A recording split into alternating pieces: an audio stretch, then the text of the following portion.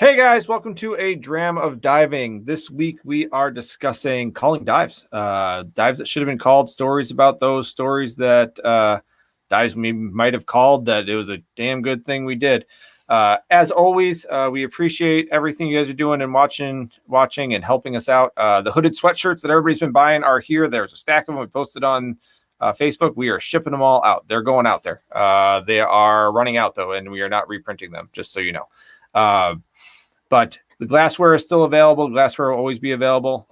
Cheers on that. Thank you for purchasing so many of those. And we'd love it if you joined us on Patreon. We are planning on developing a podcast out of this also, so that you guys can grab it offline. And we have the YouTube channel where you can follow us all. So we are going to have some people joining us back and forth and in. But right now, we are going to be joined by Ross and John to kind of tell us some stories and to develop the chat. And welcome Ross and John. Hey Ross. Hello. Hey John. Doing, brother? Good. So let's just because we got to go through this pretty much every time, just a quick little synopsis of your background, Mr. Ross. I'm a Northeast guy. I dive a Revo. This will be my second year on a Revo. I do a lot of diving on the Independence too with Dan Bartone, and quite a bit of diving down in Florida. I've been to the Great Lakes last year as well. So lots of stuff recently. Nice. All right, John, give us a quick rundown. I'm a cave diver on open circuit. On CCR, I dive a Meg. Just qualified at the Normoxic level. Been on the CCR for about 4 years, and also a PADI MSDT. Nice. Very nice. Well, we'll give you a little cheers to everybody. Thanks for joining us. I know Ross already had a drink, so cheers, Ross. I'm working on it. Cheers. In my there it is. Yes. I love it. Very nice. All right. So we are discussing dives that we called or should have called, lots of different things. And we've had a couple, we talked about this previously. One of the things I want to talk about really quick, I'm going to add this into stream and throw us on the side here, is there's a blog article. I posted a link up here. Why is it so hard to thumb a dive or end something you've committed to? And a lot of these themes that are coming from this, this is Gareth Locke's human factor stuff. And if you haven't done it, I highly suggest it. I get it's the full disclosure. I'm not involved in it in any way, shape, or form. I just use it like crazy for training because it's such good material. But this is a great little blog to read about why it is so hard to thumb a dive. There's lots of other things. I was talking to Gareth this evening for him about this topic, and he's just in a different time zone and doing a bunch of different other stuff. But great little blog there. I posted a link in the comments so you can go ahead and jump on there. I would read it and see where you might fall into why you aren't calling the dives that you should call. And we're going to give some examples, and everyone's learning on this. So since everybody's learning on this thing, all of our experiences bring us to a different level and make us hopefully smarter and make it so that we call dives a little bit earlier next time.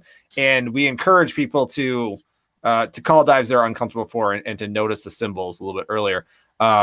So Ross, your story is fairly long, but let's go ahead and get into your story. And while you're chatting and talking about that, I'm going to try to find your pictures to throw them up there for everybody. It doesn't have to be that long. It's good though. It is a good story. I was in Florida recently doing a week of diving. So we all load up in the bus and we drive down Mobile Command Center. Scott's watching. We drive down to Florida. Day one in Florida, we do 2 dives.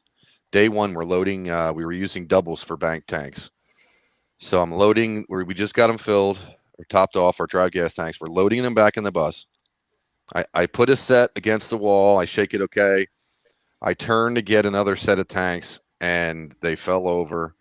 And that, the DIN valve on that tank just melon balled my foot and took a big giant chunk out of my foot. It's pretty gross. I look like Frankenstein or something. It's disgusting. So day one, right? I'm down there for a week. Day one, that happens. So, get to the urgent care. They get some stuff out of it and clean it up a little. It might be broken. Go to the hospital. So we go to the hospital. Doctor said they do X-ray. It's not broken. I said, okay, can I dive? Whoa! I said, no, I'm diving dry and it'll be fine. Doctor's, okay. So medically cleared to dive, right? You convinced them to medically clear you to dive. You are not medically clear to dive. You convinced them. You said, based on your medical expertise, I'm telling you I can dive. Exactly. Yes. Yeah, I did. I did. Let's just face it. That's exactly what I did. If I was diving wet, it would have been a no-brainer, right? And that'll come back later. But if I was diving wet, God knows what to get in there, and that would be a bad day. But I'm like, you know what? I'm diving dry. It's easy diving until it's not, of course. Mm-hmm. So screw it. So we'll see how I feel. We'll see how I feel in the morning approach. So I took a morning off, and the afternoon dive, I said, the heck with it, let's go. So I did a week of let's just say deep diving with that. Which the diving was easy, so I was fooling myself, right? Everything went as planned. We're doing live boating down there and lots of current, so you're hanging on a bag. You're not working hard at any particular point. So I was kind of, encouraging myself to do more because again, that was easy. I can do this. I can do that. Till last day, right? Last day I'm down there, and this was murder, by the way. Every night I'm going to bed early. Every night I'm icing this thing down. It's bad. So me on the dive boat. Yeah. That's you. To clarify, that's him on a dive boat with the bandage around that massive melon ball section out of his leg. Okay, that's it. And that's pretty swollen right there too. Yeah. Oh God, yeah. And it kept getting worse. Mm-hmm. Obviously, you don't stay off it doesn't get better. So last day, and this is where the light went off. I got to swim a little bit of ways to the boat, and I get to the boat. I grab the ladder, and my dive buddy Nate goes to try to help me, right? Try to be a good dive buddy. Goes to get my fin off.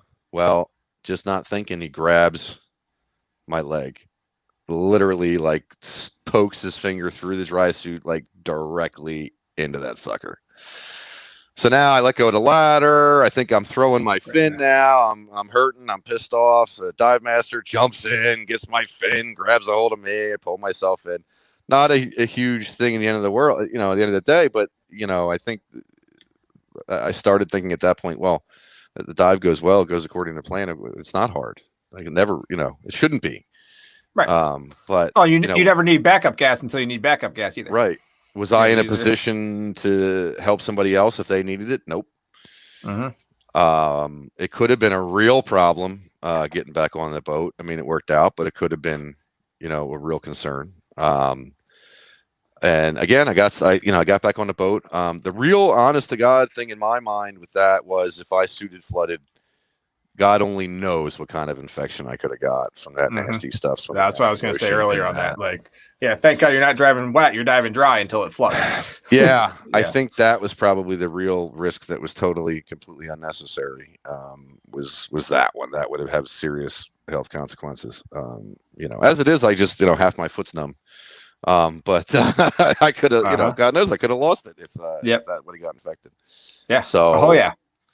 It's again at the time. Oh, no big deal. I'm down here for a week. Why am I? Of course I'm going to dive. It's not broke. I'm not going to make it worse. Right. But not in a position, to come to help somebody else if they needed it. It could have gone. It could have gone. Sideways. We'll come full circle to that in a minute, but and why? But this is this your buddy's telling you to get in, huh? This was it was Scott Smith, and he's actually like, oh man, that sucks. You can't dive all week, and I'm like, what are you talking about? So quite literally, as I'm clicking that, Scott just messaged me is like, better pick up Ross that day, and it's the exact same one. It's just a separate message. He just sent it to me. We already had it, Scott. That is amazing. Yeah. So it was funny. It was maybe it was sort of a rite of passage to do that, but I think that goes the wrong way in encouraging people to do that kind of stuff. It was, looking back, it was really just stupid. We're down there for fun. Why do that? If you're there to have a good time, why make yourself miserable? Yeah. Wait, and you it got was- to dive with Scott? Scott came out to dive with you? No, Oh, okay. He just made Well- that picture. Yeah. we missed him. Oh yeah, he just made it from back home. Back up. That works. All right. Yeah, because he hasn't come dive with me yet either. So Yeah, well, he's coming in Yeah. October, Scott. October. yeah. So, and John, you're welcome to call on that too. We're doing what did we decide? I don't remember. What are we, Al Light Store, Oil I'll Wreck, go. Yeah, and I'll take a look later and say. Yeah, you should come out. Yeah.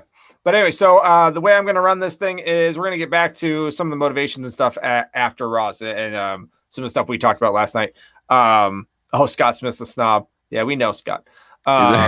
So, John, we're going to have you kind of tell your story, and then I think we're going to come around and see motivations afterwards, and then talk about what we've learned and stuff like that. We're going to kind of listen to both stories and then kind of dissect them from there.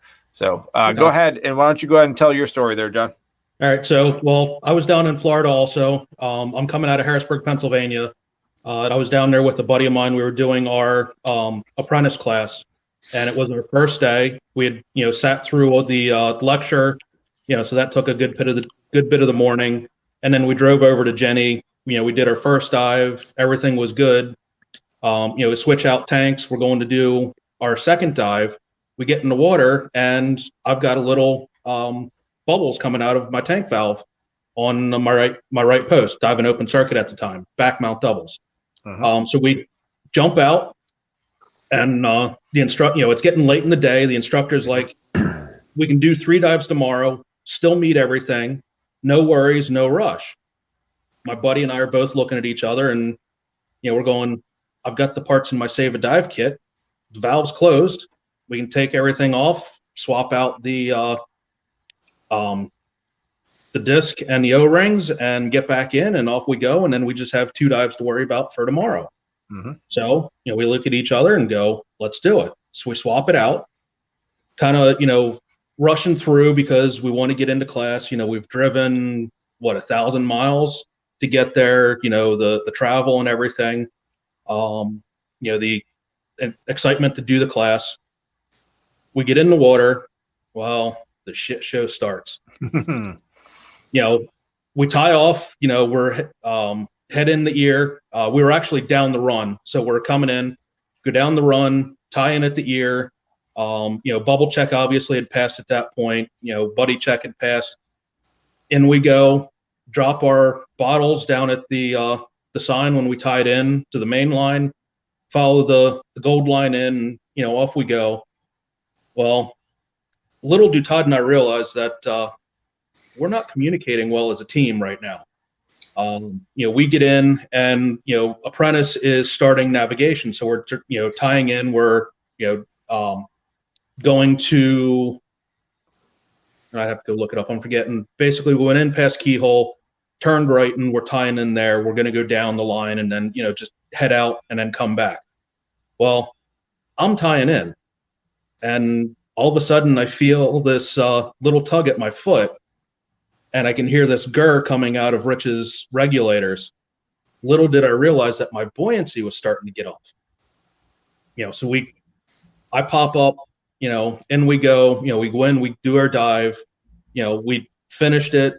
But what we didn't realize was, we kind of set ourselves up that, we were rushing through, and then we were rushing to get in, that we just were not at our game. And we came out, we got the typical lecture. It was, you started off strong, you went downhill on the second dive. And Rich was actually very close to calling the class right there, saying, we had to show improvement. So, he flat out said, show improvement tomorrow or class is over, no questions asked. Thankfully, we spent the night, regrouped, got everything together, and, we pulled it off. And he even commented at the end of the class that, we started off, about midway, dropped and hit rock bottom, on dive 2, but then really pulled it together for dives 3 and 4 and finished it off. So, obviously, we learned our lesson on that one strong, that, if something seems off, stop, take your time, reassess. And, even if you've driven, 1,000 miles, it's not worth your life. It's not worth, whatever's going on for that, big dive. We had an opportunity that we could have done the 3 dives the following day and gotten everything in. And kind of pulling this full circle, a few months later that same year, we drove out to Dutch Springs and we ended up meeting up with somebody there. Someone else had, wanted to come out with us, and so we were going out as a threesome. We did the first dive, came back, something just didn't feel right, and I'm like, I'm going to bail on the second dive. You guys that go out, I'm not going to stop you. We're here, go enjoy. I'll just sit and relax. And the third guy, and I'm forgetting who it was at the time, started to, kind of, goad me and poke. Buddy Todd looks at him flat out and is like, no, you're stopping this now or we're leaving and you probably will not dive with us again. So, I mean, it's come full circle that, when we feel something's off, it's definitely, hey, let's slow down, take a look, do we need to call the dive and, reassess. That's it's a challenging situation overall, right? So we start talking about the motivations and you kind of hit on them, John, when you were talking through your story. And oh boy. One sec, Ross, I got a surprise for you. Uh-oh. There it is. Yeah! The real Jeff Gaudreau. What's the word, brother? Nothing. We finished dinner. Getting ready for. Still no power. Oh, I actually filled gas on the generator today for the first time. So pumped gas. Wow. So yeah. So you're using valuable phone battery power for us. I am. I actually. I don't think you realize what he was getting into. I love it. No, watching a movie with the wife. It's hot. Oh, good. Nice. So in that case, can you tell us a quick story that how you got yourself into this of a dive that you should have called? Dive I should have called. Yeah. I can think of one of the bigger dives I've actually done. We were 40 miles offshore. Seas were 3 to 5. They were only forecast to be like a couple foot, and they were easily 3 to 5. We were attempting to grapple, shot line the wreck. We had to drop a hook, a 400-foot line, 4 times. The third time we had it, and we had the gear line down with 3 bottles on it, the whole 9 yards. And we had to haul it. We came off the wreck. We dragged the hook dragged off the wreck. So I as the person who kind of set up the trip, I was kind of obligated, to start making calls. And you have to judge you have to look at the boat. You generally, everybody knows their friends. Everybody knows who they're out with. You have to kind of look at it as far as weaker is not the right word. Less aggressive and more aggressive divers. Okay. Uh-huh. Less aggressive divers are the first to say, you know what, I've had enough. I'm done for the day. I'm just going to chill topside. You guys go ahead. The most aggressive divers are usually the most, generally the most dangerous, in my opinion. Mm-hmm. They're the ones that will push and push and push and push and push until I swear to God somebody dies. Yep.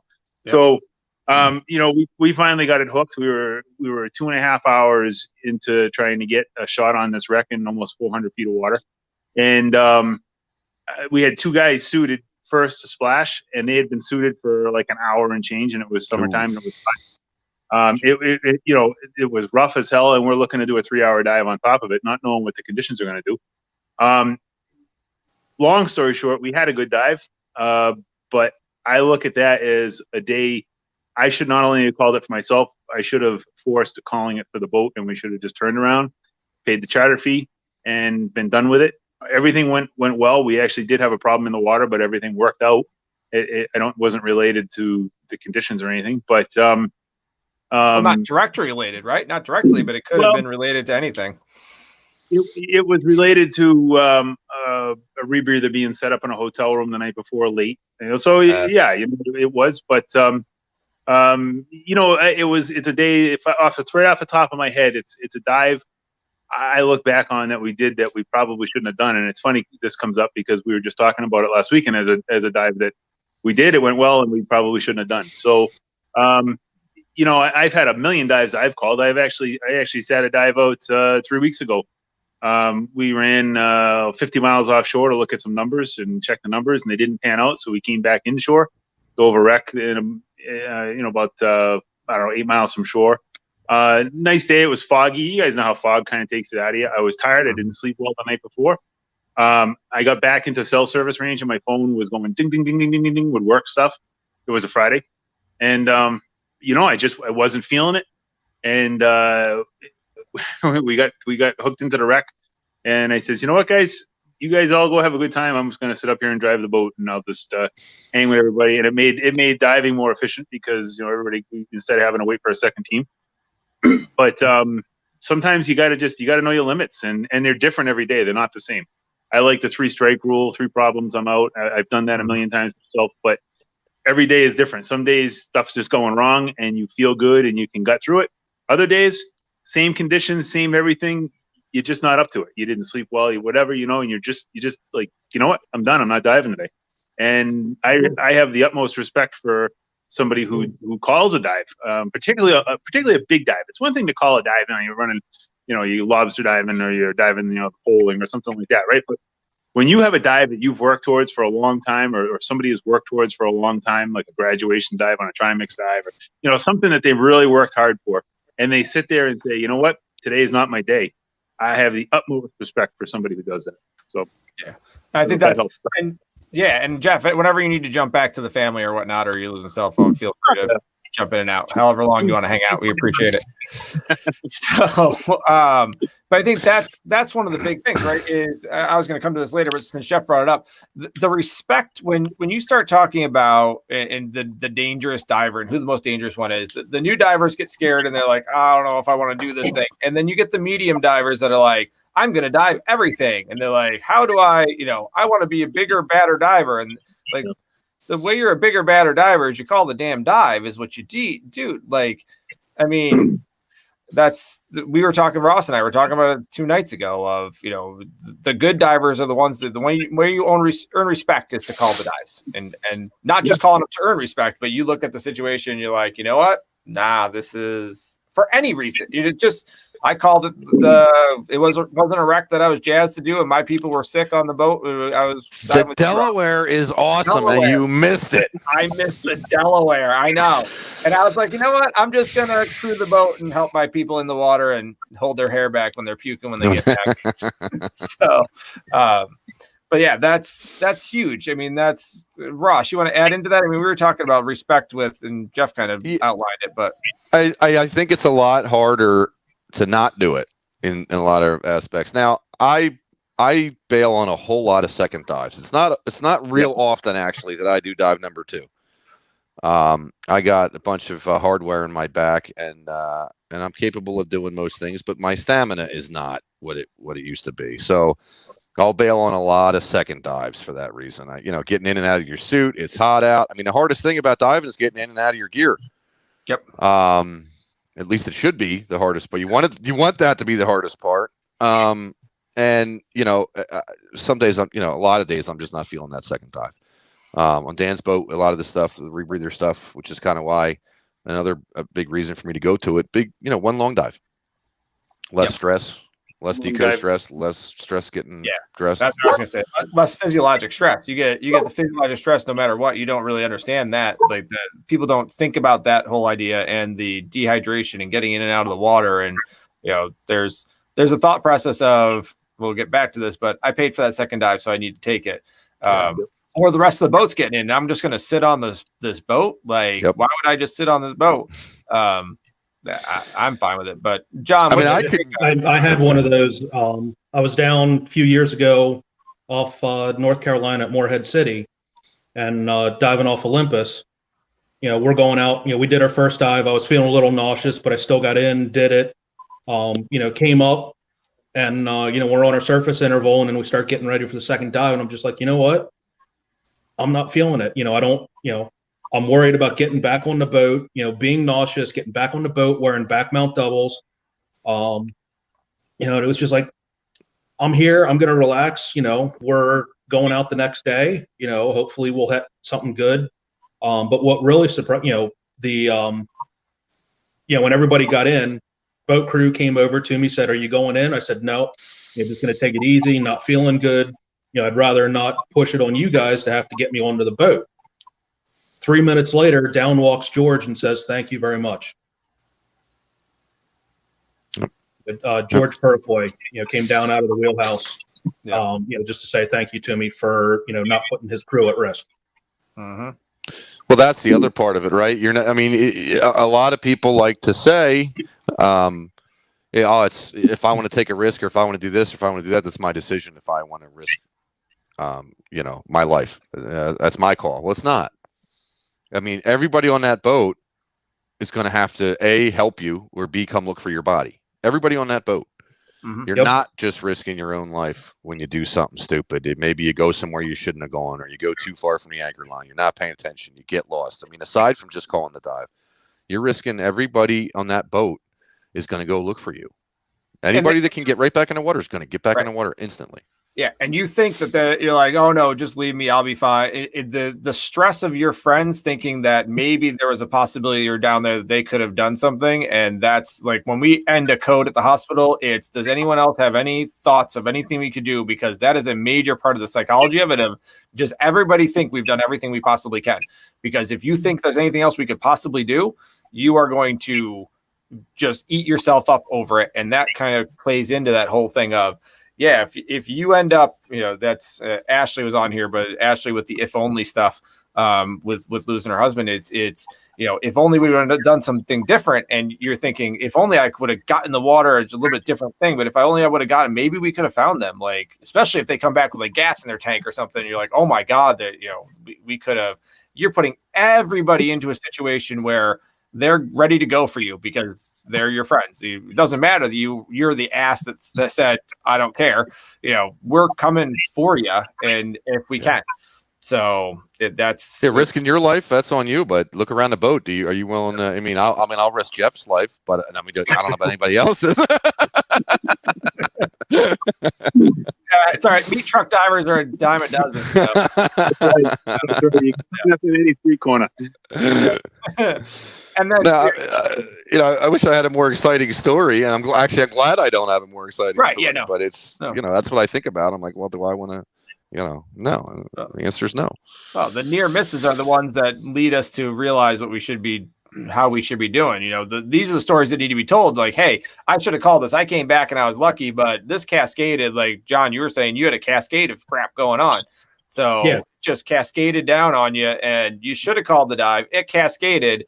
And that's the Swiss cheese model from Gareth Locke stuff, the human factors. But like that Swiss cheese model, that stuff's got to line up. You guys, the holes just didn't line up basically, and there was no incident. Like you just got lucky. Something blocked it somehow.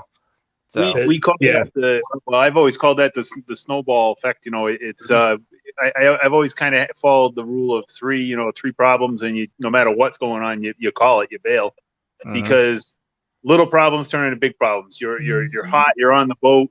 You have a regulator blowout right as you're getting ready to get in the water, and somebody rips it off your rig and swaps out another one and this and that, and then you get this problem. Now it's easier to just. I'm being simple there, but it's easier to say enough's enough. Today is not my day, than it is to be, regardless of what kind of diving you're doing. Because I don't care if you're in a single tank and you're in 60 or 80 feet of water, or you're in a rebreather with 3 bottles and 300 feet of water. The problems are the same, and you can only handle so much on the equipment you have, and it's way easier to not get yourself in trouble to begin with than it is to get yourself out of trouble when you're in it. And once I saw a very, very near miss many years back, right as I was kind of cutting my teeth in tech in the I don't know, it was like the early 2000s, late 90s, and a gentleman on the boat who I was not diving with.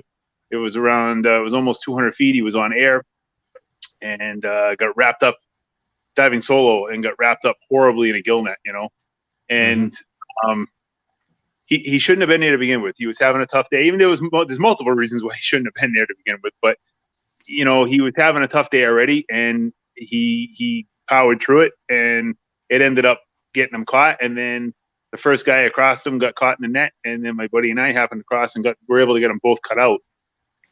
but some of them spent 45 minutes and almost 200 feet on doubles. So it problems compound, man, and it's just way easier to fix things when you're sitting on a nice dry boat than when you've got an hour of deco or 2 hours of deco over your head, and you've changed three regs out on the bottle trying to get a bottle that works. It's just some days you got to just know when to say when, and that's rushing, right? So you're rushing. Did you really fix it? Yeah.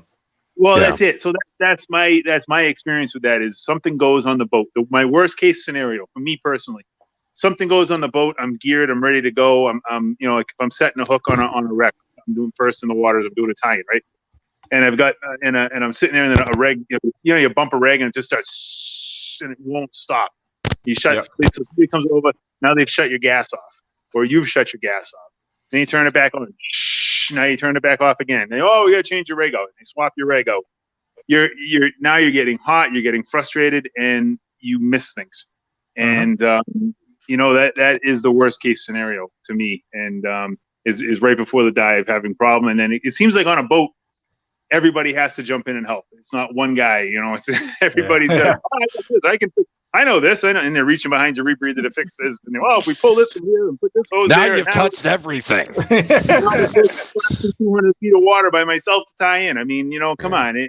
You got to, some days you got to know when to say when. And I don't care how important your job is. If you are a tie-in diver, somebody else can set the hook, So you gotta not be afraid. And let me tell you something. If you call a dive and somebody starts busting your chops over it, you should be in Hawaii. You should be doing this. I can't believe you're bailing on me, man. You don't want to be diving. Now you know who not to dive with. Yep.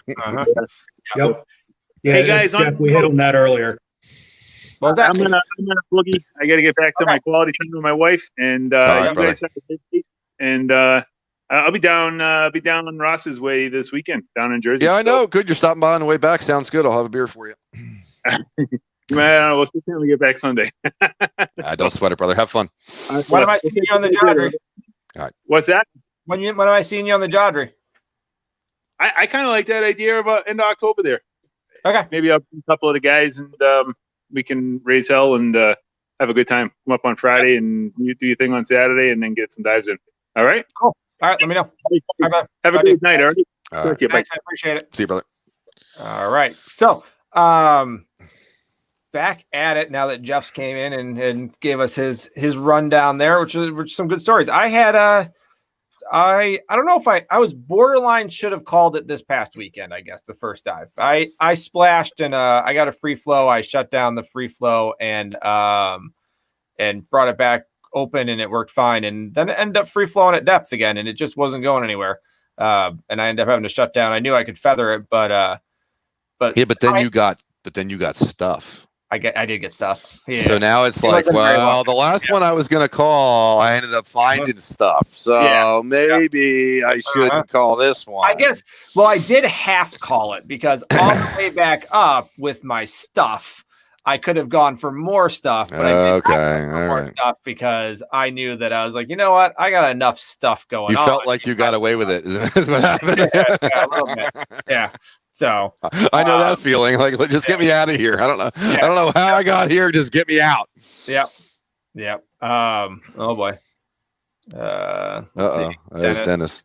Dennis should be joining. I don't know what he's doing. Dennis, jump on. Did you send him a link? Jump on, Dennis. I think so. I don't know. You said you sent him the link. Captain Dennis. I sent it to him. Maybe I didn't send it to him. Maybe I'm a liar. Either one. Now I'm on the boat's full list. Yeah. The boat's full list. I like the boat's full list. Like, now the boat's full. Sorry. Jeff had some really good points. Of course he did. He always does. But that's one of the things we learned, like open circuit we did with Chatterton, and it was nothing is going to get better once you get in the water. It's only going to get worse. So it's not like, once I get in the water, this will be nothing is going to get better once you get in the water. Nothing. No, not at all. Yeah. That is very interesting. I like this. Look at he definitely should join us because he's actually got some good things to say. The biggest and most dangerous dive equipment you have costs you nothing. Your ego. Yes. It absolutely is. That can actually cost you everything. Yeah, that'll kill you quick. So let's get back through. I'm trying to so send let's him back and here forth. this link. Can All you send him one quick? Because I'm having Yeah. like I can send him one quick. because I got this thing open, it's confusing me. I got you. I'll take care of it. So Thank you. motivations. Let's talk about motivations. Maybe Dennis will come on and give us some talks about his motivation. Motivations for not calling the dive. Let's send a. Can you post that short video? Let's show what diving with Dennis is like. Let me see what I can do here. You want to give us a rundown while I'm trying to bring it up? So this is a good after the fact call. I mean, it should be a no brainer for most people, but we get real comfortable in really bad viz and bad conditions. I mean, I've never called a dive on the boat because of conditions. Dan won't go out if it's lousy, so you rarely have the opportunity to call it on that. But we're used to diving in such garbage. You will push it a little bit to see. Oh, well, let things settle down here a couple of minutes and see if it gets any better. Maybe I stirred it up and I hit the bottom, et cetera, et cetera. But this is a perfect example of I was down there. I found Dennis. I actually ventured probably 30 feet from the anchor line, following his line, found him, and you can hear what I had to say about it. Let's see if we can. I That's don't know. always a good question. You're gonna have to decipher it anyways. Oh, sure, I'll translate. Yeah. Not very many people speak Revo these days. Revo, no, it's That's not what I want to do at all. That's like the the whole. That's not it. All right. Let's see here. Stop screen. Stop screen.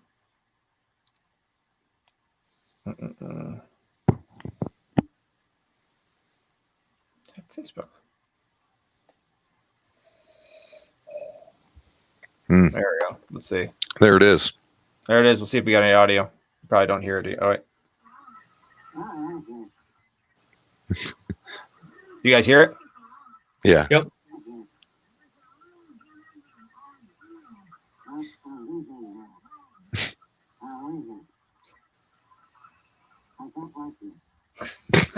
I don't like it.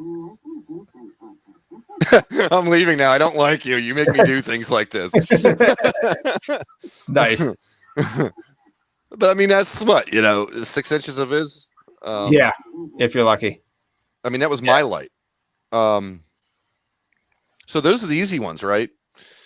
Yeah. But, if they were all that simple. John Haas has to call you out. He's right. No, he's absolutely right. He It is does. right. It gets better in the water. Yeah, he called you out. It That's does. the You're one, right. one thing caveat. John Haas, yes, the caveat. Yep, you're Yep. right. Yeah. Temperature. All right, temperature gets better in the water too. Yeah, Fine. temperature does get better on. Yeah, that works. Maybe he did earn his pair of socks back on that one. So motivations. Let's talk about motivations behind that whole thing. So coincidentally, I called a dive on him Saturday. So let's talk about that. Yeah, 200 feet of water. I had trouble with my ear going down. Forced the issue. Was fine the whole dive. Coming up, we had dolphins on deco. Everything was fantastic. Get back on the boat. Like within 5 minutes, my ears are just like pounding out of my skull. And you get that squeak in your ear. That's it. Done. Right then. I'm just like, that's it. I'm done. Maybe if I get back and I started talking to myself, maybe if I get back in, I can get down to 20 feet. Maybe I can kind of come up slower and I can clear it. I don't know. No, that's it. I'm done. Yeah. It's the convincing yourself of stuff. John, do you have anything where you've convinced yourselves of things that as you're going forward, just a little, I could just get this one little thing better? Oh, yeah. And I mean, similar story. Same buddy and I, we're both on Meg 15s at this point. We're at Dutch. I'm actually out in Bethlehem for a wedding later that evening. So I went out and did a dive in the morning. Buddy drove out specifically for the dive. We're going in, we're in the, the 60-foot flats out by the trolley. And, my ear's been kind of on and off. We're in 30, 35 minutes. And I'm just like, you know what? This is not getting any better. We need to, get out of here and, just avoid the issue. There's no need pushing it. Because it definitely, it wasn't going away. It wasn't getting any better. Mm-hmm. And you see that with and a lot with the instructing thing is being forced to feeling like you're forced to instruct. There we got a Captain Dennis with us. There he is. There he is. So like I was saying, being forced. Hey Dennis, how are we doing? How are you? Can you hear me? Yeah, we can hear you. This is fancy. It is fancy, right? You know, like this. This is the new setup, man. I've grown so much in like 6 months. That's what happens. Yeah, well, yeah, that's what happens. It's like, yeah, I got ring lights and microphone. It's crazy. But I have more whiskey than I had before, so at least there's some positive. I don't know. Dennis looks all right too, and he just has a china cabinet and a telephone. Yeah, there's nothing in that china cabinet. We have already had that discussion. I think Jeff Goodrow. Is This is Jeff stuff Goodrow from still in the china This is cabinet? my grandfather passed away. This was all in his attic. I just thought it'd be cool to put it out.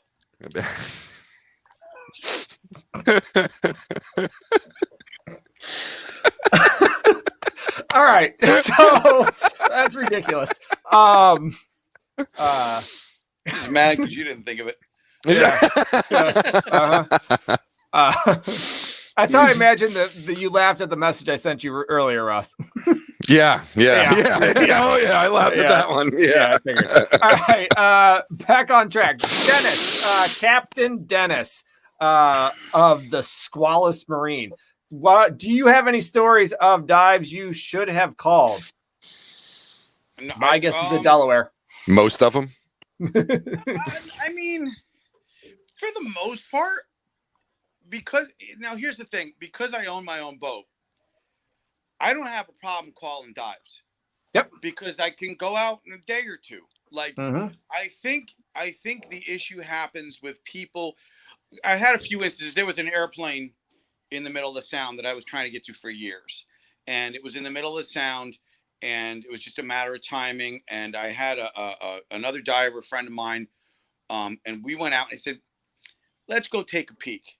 The rule that I have on my boat is if we're having problems above the water, we don't get in the water.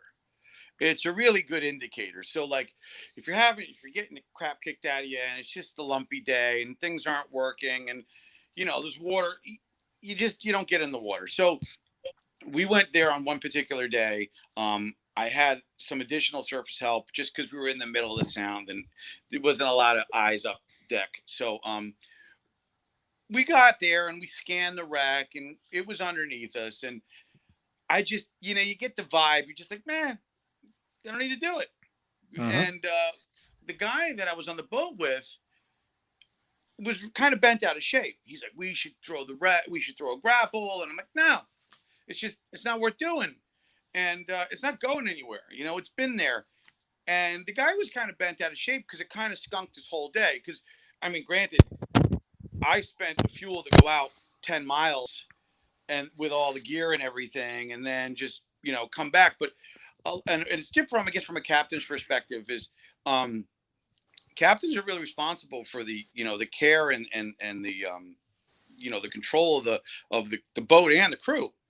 Mhm. So I can't, if I'm not going to get in the water, I most certainly am not going to let anybody else get in the water. I'm just not going to set up the boat. But I was just shocked at, the pushback that I got from the other diver because, he was really kind of bent out of shape because he blew his Sunday for diving. And I'm just like, whatever. I'm not going to call your wife and give her bad news because it was rough out. And I would say to I don't know what this camera's doing. I was not going to, it's not worth it. It really isn't worth it. But I think the perspective from someone who owns a boat versus somebody who pays money, drives a couple hours and, goes on a boat. Now, again, for the most part, I don't even entertain going out when it's snotty. I mean, I've gone down, most of the wrecks in the sound are shallow. So, I mean, between like, anything from 20 to 80 feet for the most part. And I end up sometimes getting to the bottom and saying, all right, am I really, what am I spending my time down here for? There was a couple of dives like the Nothing But Net wreck, which was a wreck. It's kind of my horror story for the sound. It's a steamship that was kind of like wrapped up in every type of entanglement. And I'd never been there. In the sound, we don't really have the ability, or at least I don't have the ability to send some guy down and tie in. 90% of the time, we don't even know what we're tying into. And because visibility is a factor, sometimes we, I can't send somebody down here who's, doesn't have like sound time, meaning they're not used to some days they're all right, but some are iffy. But you're really dealing with maybe 6 or 7 feet on a great day. But if you send somebody down to a wreck and there's entanglements everywhere, you might not know until your fins are already in it. You know, it's just not pretty. So one particular dive, you know, I wouldn't say I call the dive, but I really limit my connectivity to the wreck. In other words, I may say, all right, we're going to hang back here. And we'll put there's a video I'll be putting out shortly of a wreck it was some numbers given to me, I don't know, a couple of years ago, and we scanned it. And then Eastern Search and Survey came into the Sound and they scanned a bunch of wrecks. And it's just super big, like 240-foot long freighter. And it's only at about 90 feet. And it should look super, super sexy. Yeah, it does. And we went out to dive something that had bad viz. So I had John Hawes and Ed Slater on the boat, and I'm like, hey, let's go check out this other wreck. We went to go do that one, but there were some fishermen on it that would move. So I said, all right, let's just go check out this thing that's calm up here. So we drop the anchor down, and we have basically no idea what we're going into. And in the video, you'll see it. I haven't released it yet, but I don't normally leave the descent because normally there's enough footage of the wreck that the descent just kind of pads out the film. So we just try to eliminate it. But this one, I kept it in just because there was so little to see on the wreck, just so that people have the perspective of we're descending, and we can see 4 feet in front of us, and we have no idea what we're going to. We're going to end up on this 240-foot ship. So, you know, we get down to the bottom, and it's just, you know, all right, the current was pushing. It was a new moon. It was a newer full moon, and the visibility was very poor. It was maybe 3 to 4 feet at best.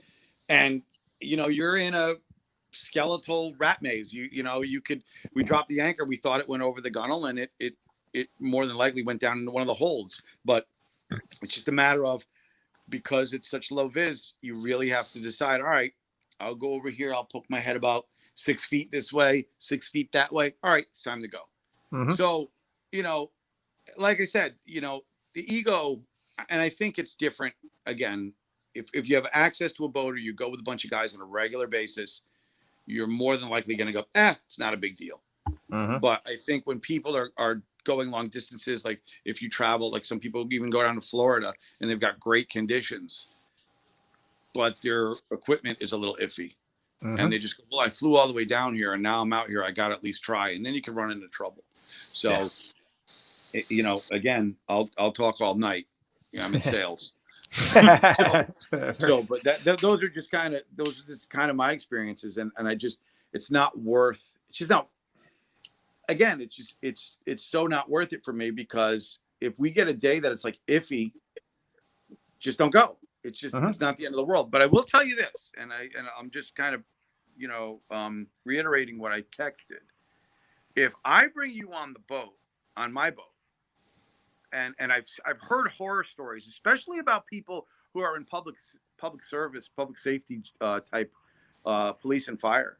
I've just heard really bad stories, and I've just, again, I'm kind of paraphrasing some of the stories I've heard where, you know, a couple of law enforcement folks go out and they razz each other, and, you know, about somebody's uncomfortable, and it's just that machismo has no place on a dive boat. I mean, that's all in the 80s and the 90s. That's long since gone. And I just think that's how people get hurt. If somebody starts with the, you're a this or you're a that, don't be a wimp. I'm using family friendly words here because it's a lot more colorful. But that guy that I just don't bring back. That's the guy I want to be so far away from. And I've been on boats where I've seen, like, you know, rough and tumble women there with their husbands, razzing their husbands, and, you know, it's just not worth it. And you know, stuff happens. I've heard about stories on Long Island where, you know, it was police and fire, and somebody pushed and somebody got hurt really bad, you know, or otherwise. And well, we had that day we were supposed to dive the S wreck, and we got run off. And Dennis is on the boat telling John and I, we'll go dive this on the way home. We'll go dive that. We'll go dive. John and I are just like, you know what, dude? Let's just go back and get lunch and relax. Let's forget it. We're aggravated now. We got chased off. Let's just go back and have lunch and have a good time. And that's what we did. And it was a good day. It was a good weekend. It was not an issue. Yep.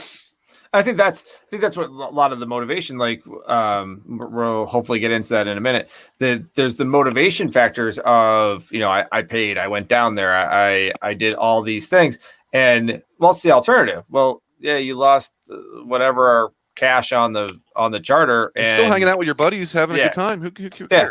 you get to go home and have a beer and talk about it. If you're So- or if you're whiskey. getting on it, if you're getting on an airplane and you already paid for your ticket, and there's a piece of metal missing on that wing, I don't know about you.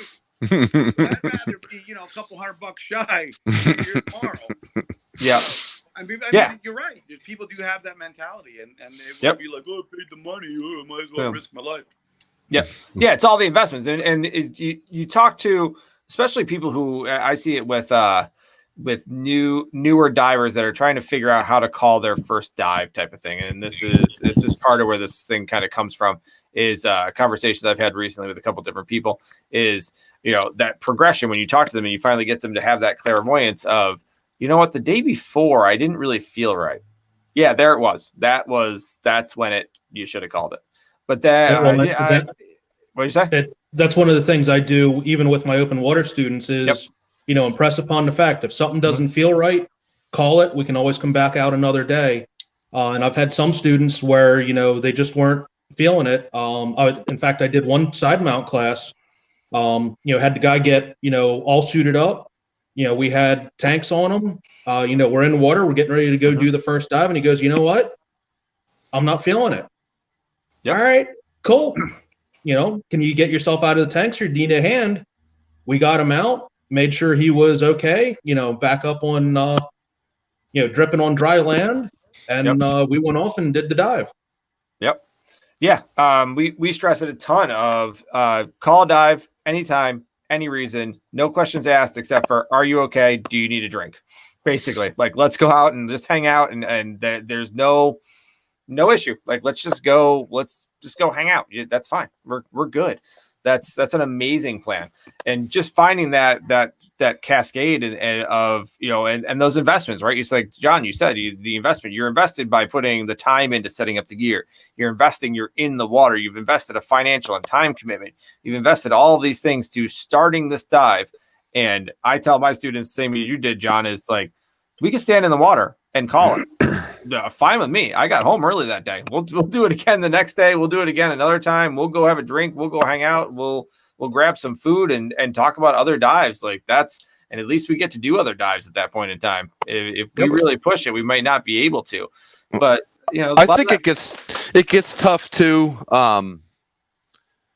I've seen, spending a lot of time on the boats. I've seen too. Sometimes you got people that are uncomfortable because maybe this is their first time in New Jersey. Mm-hmm.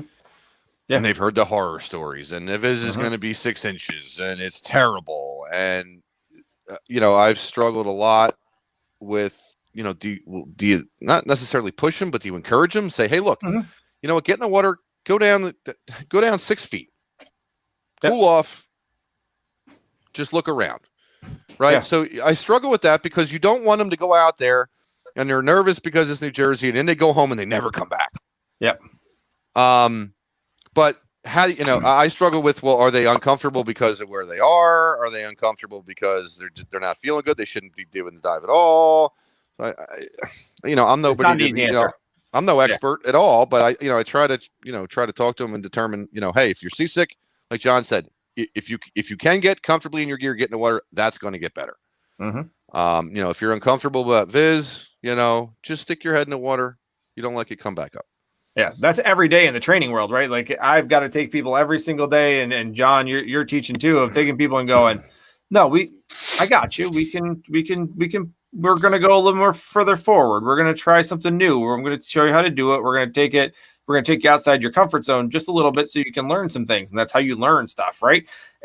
But when it comes to calling the dives, it becomes a massive challenge of, like Captain Dennis was saying, is he's got the boat, he's got the capability of coming back the next day, and people are like, well, I can't come back the next day. Well, if things go as pear-shaped as they could, you're coming back ever again. No other day are you going to be coming back. And that's whether you die or just get injured beyond repair, or, like you said, Ross, you could have lost your foot when it melon balled your damn foot. Like, not that you were using your leg on that dive anyways, but, No, So, you can 1 foot, no Yeah. problem.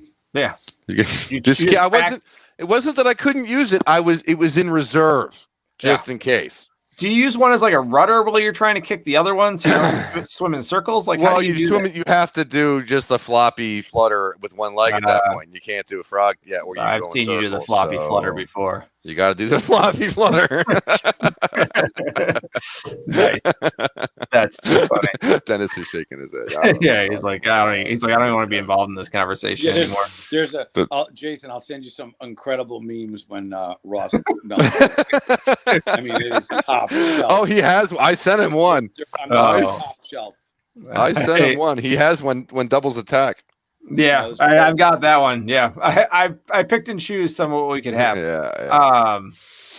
Yeah. So, anyways, I think coming round and round to it is there's lots of motivations on why people want to just push it and get in the water. And listening to the people who are joining us and the people who are in the comments and the people who are said this is a good conversation to have and we need to have this conversation.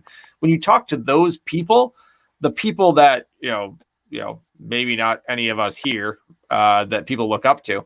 But no, definitely not. But you look up to the people that you look up to, and having those conversations with them is when you talk to them, they are so stressful of the fact that you call a dive. You call the dive. That's what brings them back. And they've had some shady situations. And these people that you see on the TV shows, like the Jeff Goudreaus, or on all the TV shows that are doing these dives, most of them have called them. And those people that you read books about, they call dives. They call dives all the time. And the ones that got into it and you heard about their death, a lot of times it's the dives that you knew ahead of time that you looked at it and said, they should have called that dive. Well, nobody else said anything either. And no one else said anything. Yes, exactly. So that whole cascade normally starts pretty darn early. And if you can see it early, you can get in the way of it. And you can see, but Ross, you're right, that they'd be run up with this discomfort of, well, are they uncomfortable because of the fact that they're just doing something new and we want to encourage them to do something new. Like that's we want to show them these things, but at the same time, how do you deal with the fact that maybe that's a real true anxiety that's going to compound, and then they didn't set up their gear correctly and they missed something on the buddy checks and the team is now in trouble, not just that person. Like that person was in trouble before, now they missed stuff on the team checks and now the team's in trouble. So it's tough. The good news is that I think we're in a lot of people would argue with me, but I think we're in a very opportune time in diving right now where a lot of this crap from the 80s and 90s is going away. I think it's almost not cool, to have a big ego and be macho and all that stuff. I think we're very close to that. I think we're close to, and I don't mean, me or us here per se, but the community's in a place where, they're encouraging this type of behavior, the asking the questions and being encouraging and helping people out and things like that, instead of harassing people for not getting in the water. I do think it's possible that we can just get rid of that crap. You call these guys out, you see somebody doing that, be like, just shut up. The knuckle dragging, rock eating diver on the charter boat who's razzing somebody is becoming more and more extinct. And and it's, I just think that it's not welcomed by the majority of the people on the boat, so they just by default, and I think I had an incident in Gloucester where I was on a boat and I didn't know anybody on the boat from Adam. I just booked a couple days up there, and it was a fairly sizable amount of people on the boat, and there was one particular guy who just kept kind of bending my ear. We were the only two people in dry suits on a boat of like maybe 10 or 12 people, and he kept talking to me and talking to me and talking to me, and I didn't know him from Adam. And I was in the water swimming around doing my little videos, filming lobsters by myself, and again, I don't know anybody on this charter, and I'm in the water and something pulls my fin violently And I turn around and it's this guy. I don't know you. Like, I don't know you from anything. Now, when I'm wearing the logo for the show, I'm on my best behavior. so I kind of get up on the boat and, shoot him a couple like, all right, well, that was a little weird. But what was interesting is he was like, oh, did I scare you? And I'm like, nah, it was, I didn't know what it was. Thought it might have been a seal or whatever. But one of the crew members said to him, he's like, what are you doing? He's like, oh, just having a joke with him and da-da-da. He's like, he doesn't know you. Like, he doesn't know who you are. Like, he's on this boat by himself. So the fact that the crew member stepped up to stamp it out, I mean, that's responsible charter op. I'm sure that maybe, like the whole thing when we were down in Jersey a couple of weeks ago. And again, I used to dive with this guy who used to always go on and on about, like, when you're on a charter boat, you got to do everything yourself and you got to be able to do it all yourself. And I'm like, what am I tipping these guys for then? so if you need help on a boat and you can't do there's people there to help. So, I kind of went the other way where some people were kind of helping and I was like, let me do it. I want to do it. So, kind of like break it up.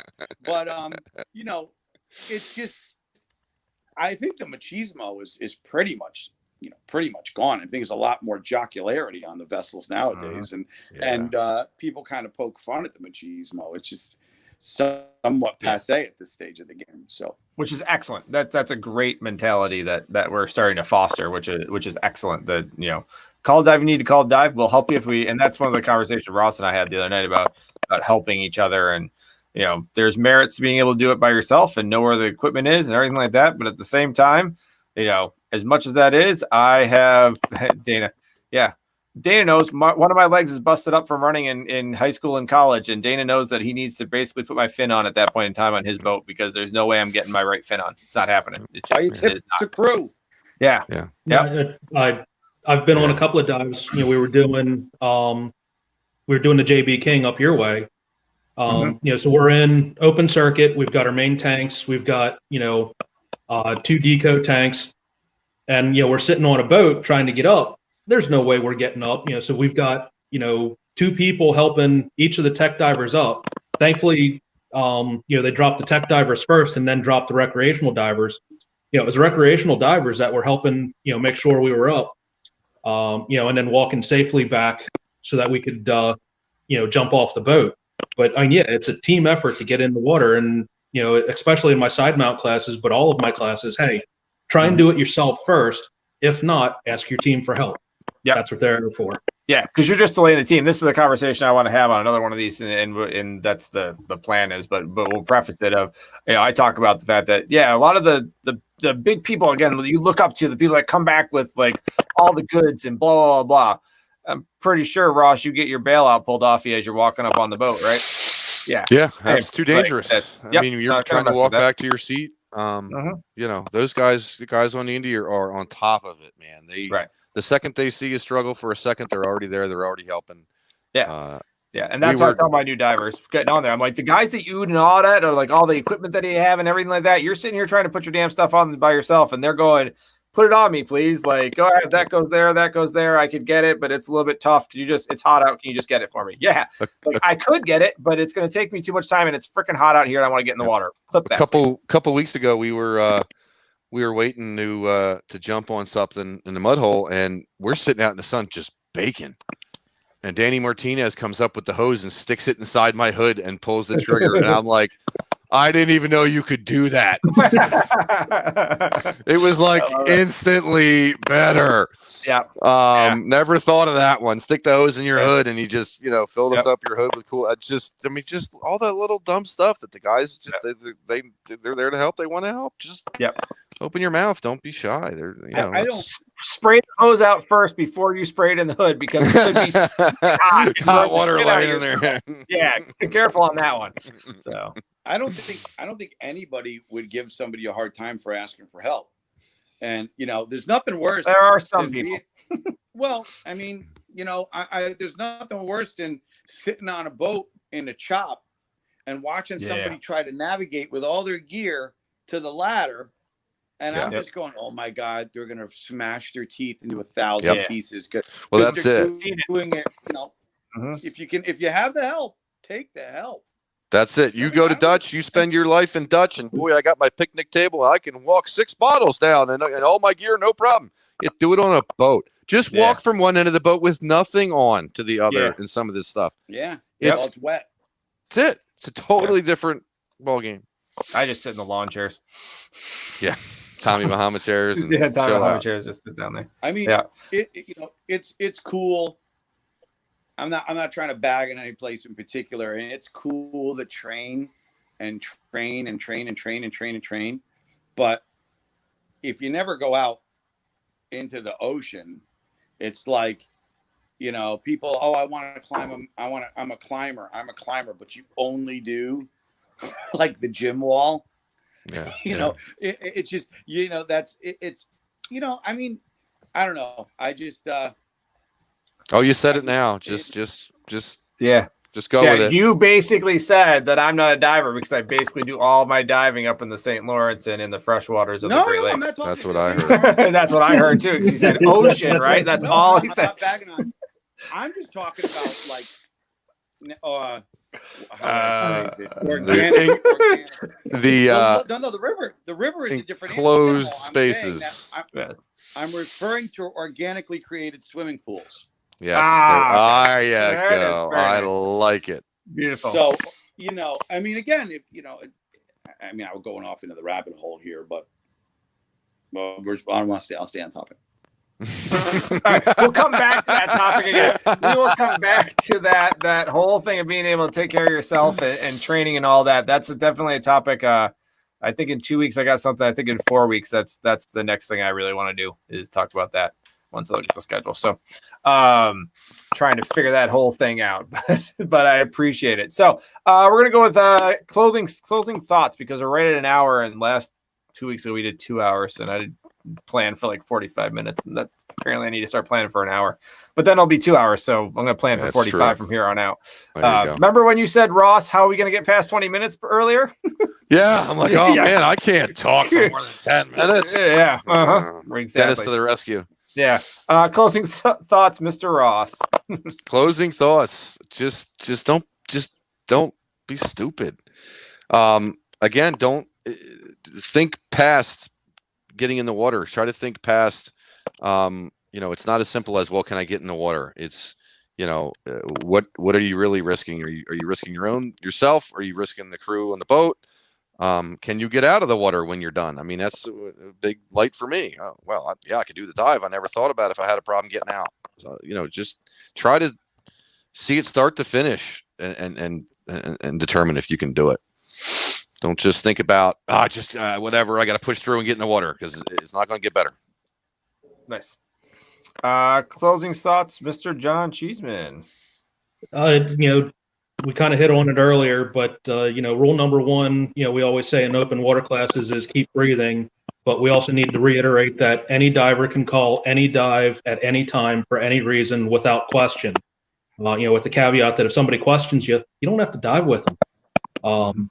You know, so I mean, take that to heart. I've called dives, you know, 2, 3, 4 days out, just going, hey, my gear, you know, something's wonky with my gear. I'm not going to play around. I don't have time to get it fixed, get down to the shop, take care of it. You know, it doesn't have to be, you know, right there at the dive. Call it a couple of days ahead of time. You know, and also one thing we haven't, you know, said, Captain Dennis has kind of hit on this, you know, so props to him for, you know, being willing to call the trip, but, you know, also the captains that, you know, will look ahead. And I'm thinking back to one trip I had specifically, you know, again, down to Morehead City. You know, we're down there for the week, and we've got 6 days of diving. We're on day 2. Bobby shows up in the bunkhouse at like 7 a.m. going, look, guys, weather forecast sucks. It's going to be like this the rest of the week. I don't think we're getting out at all. You go home, you know, no problem. Even if we go out, I'll still refund your charter. So obviously he's got my business. You know, they're a safe operation, and I'll go back with him, you know, in large part because he's willing to call it. You know, he's not going to risk himself. He's not going to risk our lives. Nice. Good deal. Dennis, Captain Dennis, closing thoughts from you. Well, to touch on what John said, if you've got a charter operation that you think is going to put you in the crap, they're putting profits over safety. That's only going to carry them for so long before you get the message. If you suspect that your captain and crew are the type of guys that are give you static because you're not wanting to dive or you're uncomfortable or that's not the boat to dive off of. That's not the operation to go with. And the dive industry's in rough shape, and there's some desperate times considering with the COVID and all this nonsense. But I would just say, if you're on a boat, you're completely responsible for your own actions. And if you're not comfortable doing something, it doesn't matter what anybody says. If anybody gives you static on the boat, you don't want to dive on that boat. And if your buddies are giving you static about it, have a chit chat with that on the ride home if the crew member didn't even address it. And just be like, dude, you can make all the jokes you want, but you're using a life support system. There's no room for, it's not like you're, running a couple extra miles where you get tired and you sit there and you ride it out. You're making serious decisions. But, don't be afraid to ask for help. Don't be afraid to call it. It's in the Northeast, is probably the last bastion of anybody who might give you a hard time. But it's a lot more mellow than it's been. And this is long before I even thought about, picking up Avanti Quattro fins back in the day. But, when I first started diving, I used to hear horror stories about some of these boats. And I'm like, why would anyone want to go on that? So I think a lot of that has kind of gone away with it. And it's a kinder and friendlier, gentler diving industry, I think. So if you have an issue, I don't think you're going to have too much of a problem with nice. Sitting down. That's great. Falling. Beautiful. All right. Well, as always, I'm going to say thank you to you guys, pop you guys out, say goodbye to the fans, then I'll come back and sign off with you guys in a minute. So thank you very much, guys. Thanks for joining us. Pleasure. See you Thank later. you. Pleasure. All right, guys. Thank you very much for joining us. Scott, I'm glad you could listen all night. Sometimes we go that long, man. It's pretty crazy. I am a little jealous, Matt. Hopefully we can work something out where I can get into that liquor cabinet you got coming up out your way at some point in time. Brock, great show, guys. Very much enjoyed it. So kudos to everybody who joined us. It was a little impromptu. A couple of conversations made this show jump ahead of some other ones and some scheduling stuff. So I was very, very happy that we get this one out of the way. And I really want to do have a conversation very soon about getting help from everything. So, guys, I want to thank you very, very much for joining us. As always, if you're on the YouTube channel, over on this side, right over here, you're going to see a subscribe button, and then the Patreon's there. We have the hooded sweatshirts and I'll put a link up for the Patreon. I'll put a link up for the glassware. All that sort of stuff, anything you can do to help us out, we really appreciate it. We're working on a bunch of different things, and we're going to throw it out there a little early. There is going to be a drama diving trips coming up. Most of them will revolve around places where we can get whiskey and trying to encourage people to come out and kind of expanding out what we got going on. So not crazy trips by any means, but basically, hey, we're at this spot. If you want to come and hang out with the people that are on these shows and doing the things and you're qualified to do those things, come on out, unless you need to call the dive, which then that's perfectly fine also. So thank you very much. We really appreciate it. I'm going to put the closing screen up at this point in time and talk to you guys soon. Thank you very much. See you in about 2 weeks, guys. Take care.